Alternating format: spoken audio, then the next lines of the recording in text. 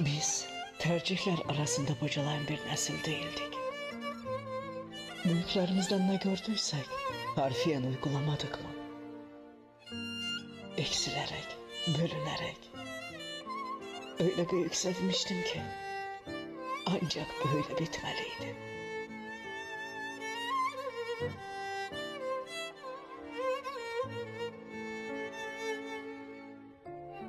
Yatırımın en karlısı aşktı ve en garanti olanı da alışkanlık.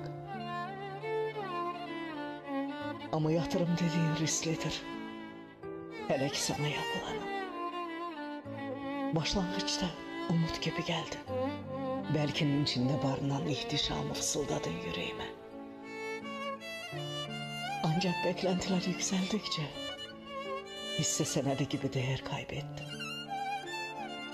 Herkes alırken kazanmak ister. Kimse zararı paylaşmaz. Çünkü aşk dediğin sürekli kazandıracağını vaat eden ama nihayetinde çağımızın çökmeye mahkum ettiği bir sistem.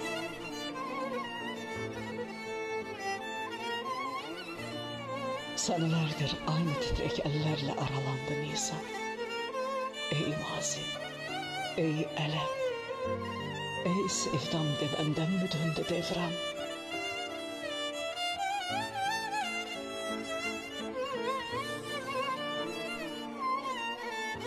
Şansa bırakılan muhtemelen sadece benim hayatım değildi. Biz ne tam anlamıyla yaşayabildik, ne de bütünüyle terk edildik.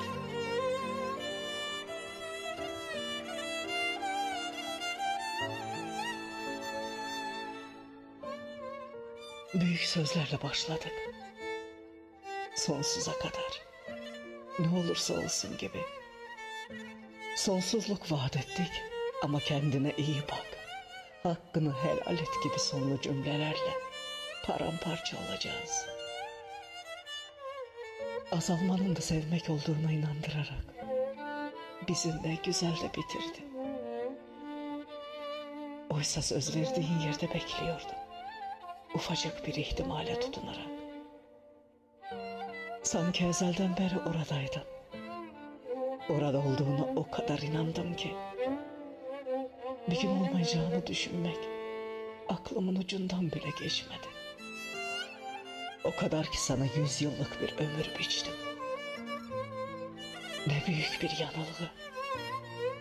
Çünkü sen bana hiç gelmedin ki. Sadece geçerken uğradın. Kalacakmış gibi yaptın. Seviyormuş gibi. Anlıyormuş gibi. Sonunda sevilmediğime beni de ikna ettin. Ve yine Nisan'ın biri. Kışın kasvetinden sonra gelmesini hiç istemedim. Kupkuru dallar artık uyanıp çiçeğe durmasın. Seçim hakkı verilmiş ama özgürlüğü elinden alınmış olan sen değildin. 10 senedir inan ki fecrimde şafak olmadı. Sedefte bekleyen inci gibi bir karar halimle perişanım yine. Sadece hatıran kaldı düşen yaşımda.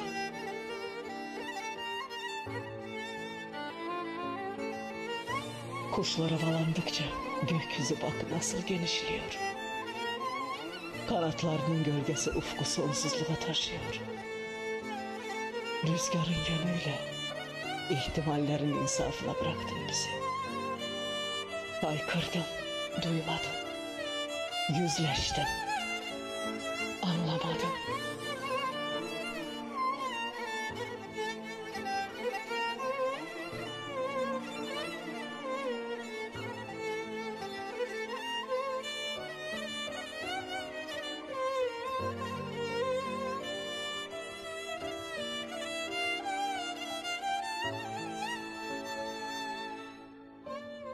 Neva düştü ince telin ardına. Seher savurdu Nisan'ın yadına. Bu gerçek zulümdür yorgun sineme. Hayatımı bir ihtimale nasıl rehin bıraktım?